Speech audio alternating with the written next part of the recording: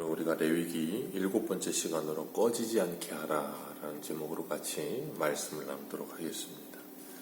레위기 1장에서 6장 7절까지는 5대 제사에 대해서 말씀하시면서 그 5대 제사를 드리는 데 있어서 제사를 드리는 사람의 입장에서 어떻게 제사에 나와야 하는가를 말씀하고 계십니다. 그리고 오늘부터 이 5대 제사에 대해서 다시 말씀을 하시는데, 오늘 우리가 읽은 8절부터 13절까지는 번제에 대해서 말씀을 하십니다. 그 번제에 대해서 말씀을 하시는데, 이 말씀은 제사를 드리는 제사장의 입장에서 어떻게 제사를 드려야 하는가를 말씀하시는 거예요. 1장에서는 제사를 드리는 백성들이 어떻게 하나님께 제사를 드려야 하는가를 말씀하셨다면, 이 오늘 본문은 제사장의 입장에서 그 제사를 어떻게 드려야 하는가를 말씀하시는데, 9절을 보면 하나님께서 번제단의 불을 꺼지지 않게 하라 하고 말씀하십니다.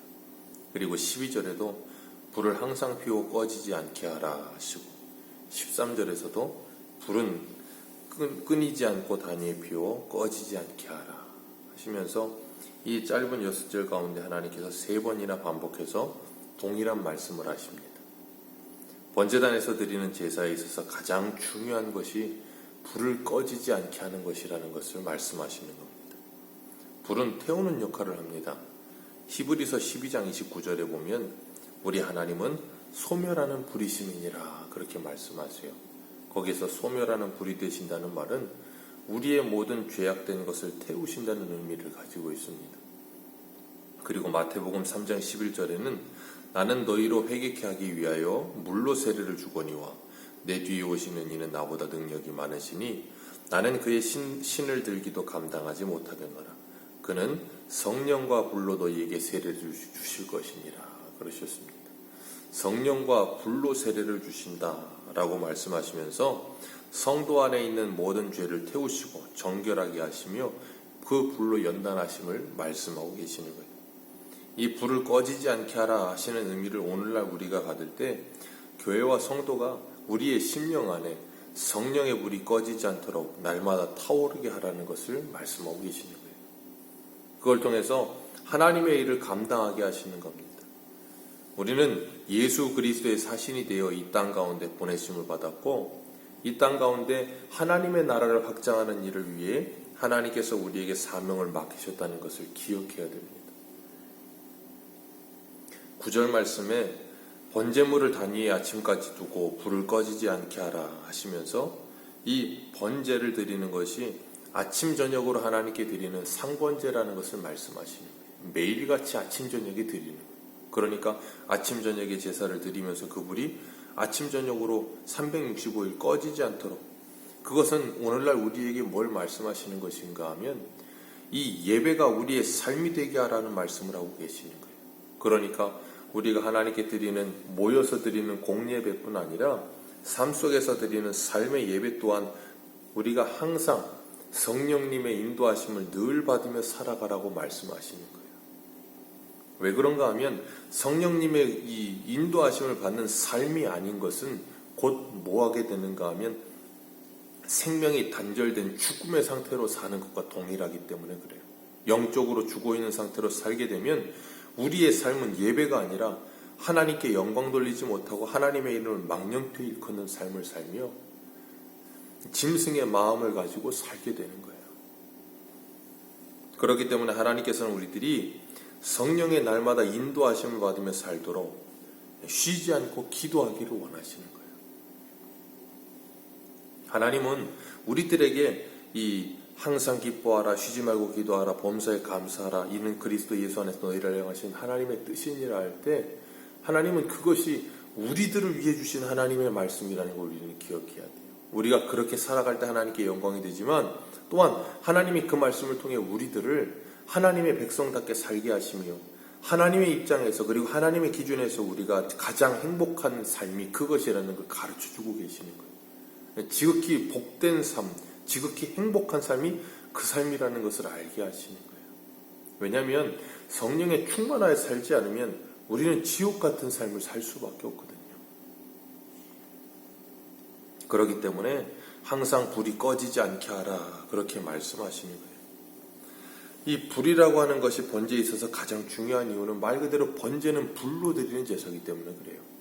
번제단이 아무리 크면 뭐 하겠습니까? 불이 없으면 아무 소용이 없거든요. 재물이 아무리 좋으면 뭐 하겠습니까?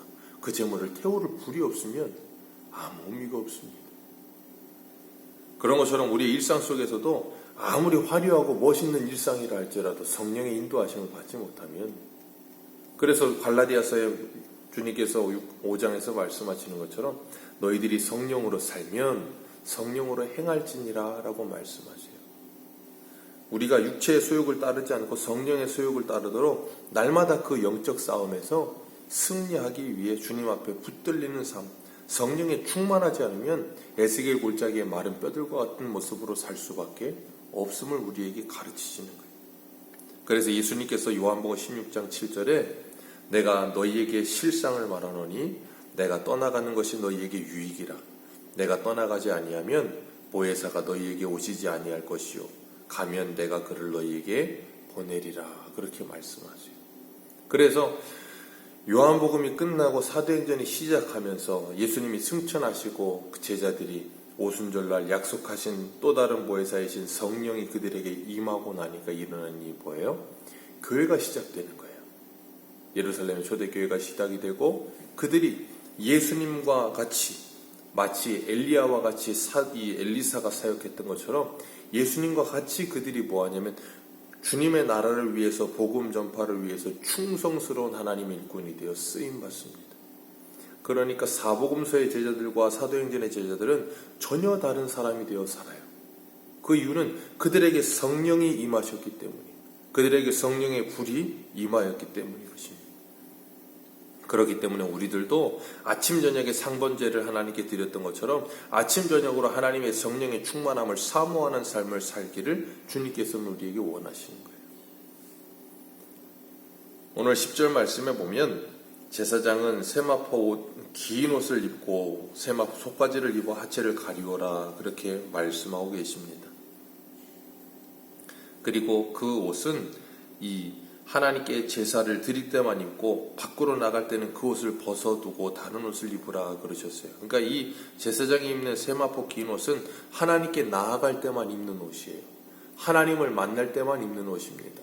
하나님께서 제사장들은 사람이었어요. 그렇기 때문에 그들은 하나님께 나아갈 때 자신의 죄를 위해서 속죄를 해야 했습니다.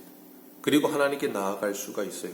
그리고 그 옷을 입어야만 하나님께 나아갈 수 있는데 이 옷은 하나님 앞에 나아가는 그들의 연약함과 죄악됨과 허물을 가리워주는 역할을 하는 겁니다.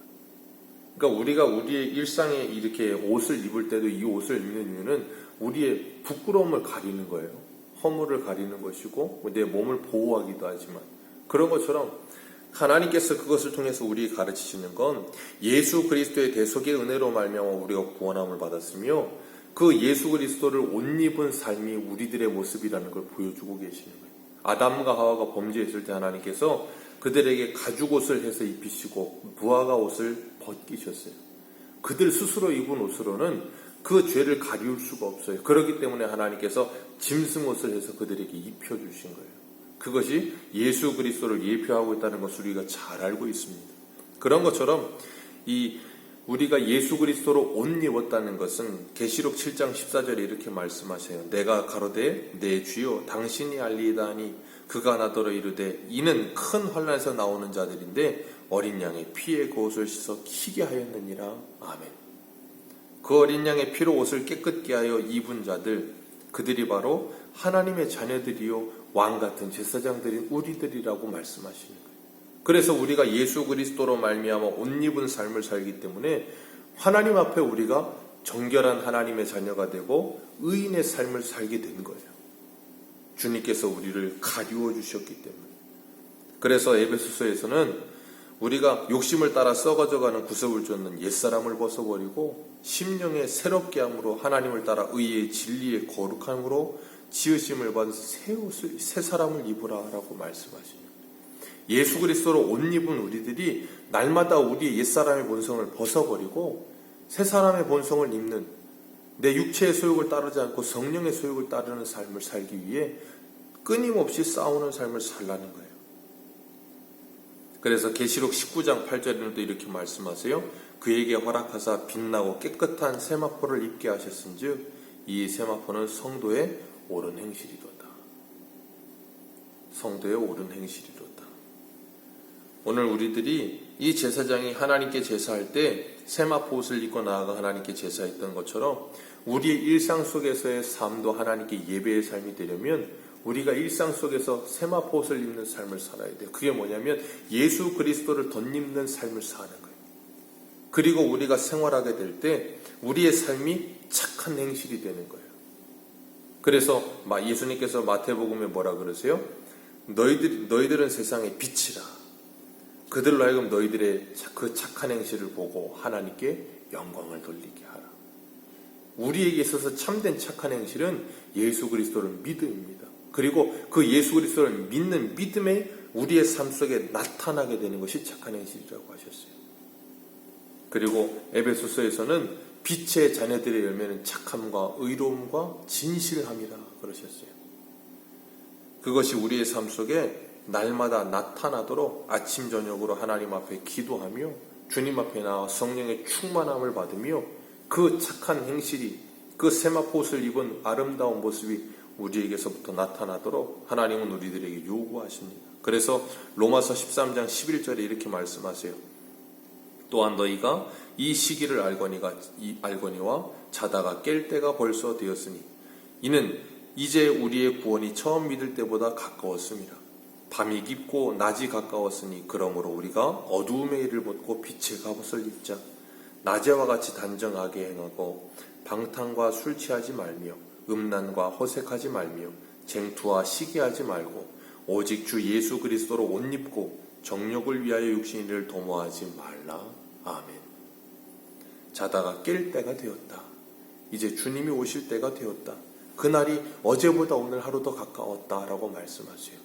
그러면서 우리들이 예수 그리스도로 옷 입고 정욕을 위하여 육신의 일을 도모하지 말고 그 주님 만날 날을 준비하자라고 말씀하세요. 오늘도 우리가 하루를 살아가면서 이 제사장들이 입는 긴 세마포 옷처럼 예수 그리스도로 우리를 옷 입어 정말 주님의 은혜 가운데 우리가 아름답게 서며 그리고 우리의 일상의 예배 속에서 정말 하나님께서 우리에게 요구하시고 허락하시는 그 아침 저녁으로 상번제를 드리며 불을 꺼뜨리지 말라.